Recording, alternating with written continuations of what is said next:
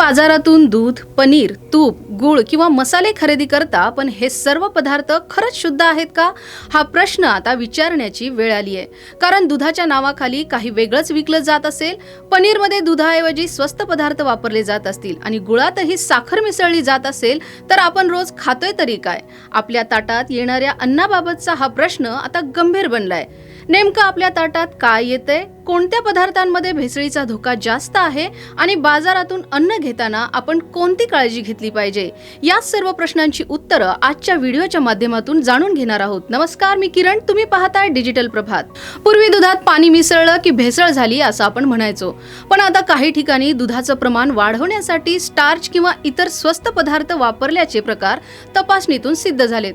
काही प्रकरणांमध्ये दुधातील फॅटचं प्रमाण जास्त असल्याचं दिसावं यासाठी तेलासारख्या पदार्थांचा वापर केल्याचेही अहवालातून समोर आले. त्यामुळे बाहेरून दूध अगदी सामान्य दुधासारखं दिसत असलं तरी त्यात नेमकं काय मिसळलं जाते हे सामान्य ग्राहकाला ओळखणं कठीण होऊ शकतं.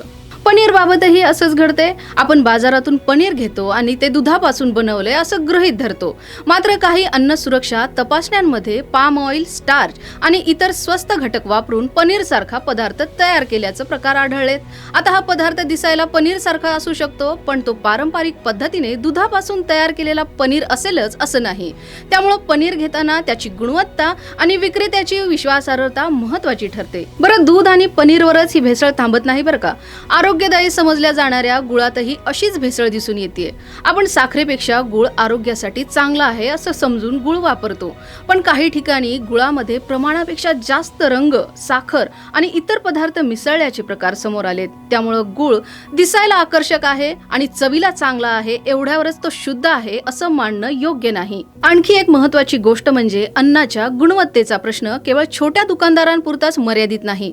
मोठ्या शहरांमध्ये हॉटेल्स, रेस्टॉरंट्स आणि फूड मॉल्समध्येही झालेल्या तपासण्यांमध्ये कालबाह्य झालेलं मांस, मासे, दूध आणि इतर खाद्यपदार्थ आढळल्याच्या घटना घडल्यात. त्यावर FDA ने कारवाई देखील केली आहे.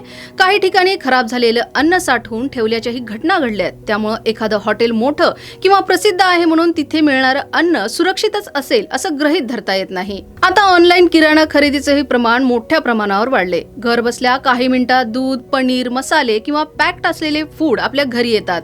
पण ऑनलाईन खरेदी करतानाही आपण पॅकेटवरील माहिती तपासली पाहिजे. उत्पादन कधी तयार झाले, त्याची वापरण्याची शेवटची तारीख काय आहे, त्यामध्ये कोणते घटक वापरलेत आणि कोणत्या कंपनीने तयार केले हे पाहणं अत्यंत गरजेचं आहे. पॅकेट फाटलेलं किंवा संशयास्पद दिसत असेल तर ते उत्पादन घेणं टाळलेलंच बरं. मग आता या सगळ्यामध्ये तुमच्या आमच्यासारख्यांनी नेमकी काळजी काय घ्यायची?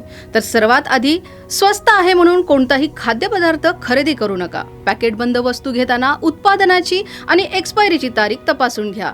पॅकेट व्यवस्थित सील बंद आहे का ते पहा आणि FSSAI क्रमांकासह उत्पादकाची माहिती देखील तपासा.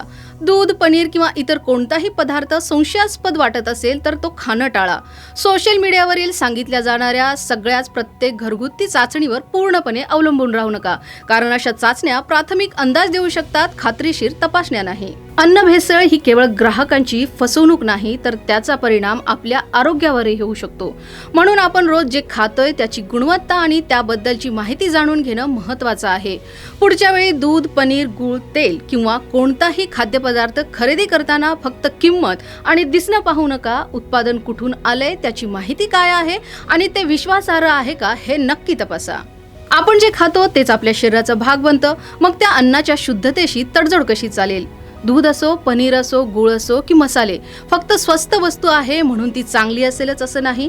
पॅकेटवर मोठं नाव आहे म्हणून ती 100% सुरक्षित असेल असंही नाही.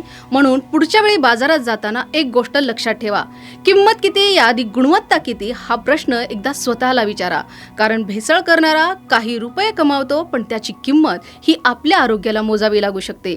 तुम्हाला ही माहिती कशी वाटली ही कमेंटमध्ये नक्की सांगा आणि पाहत रहा डिजिटल प्रभात.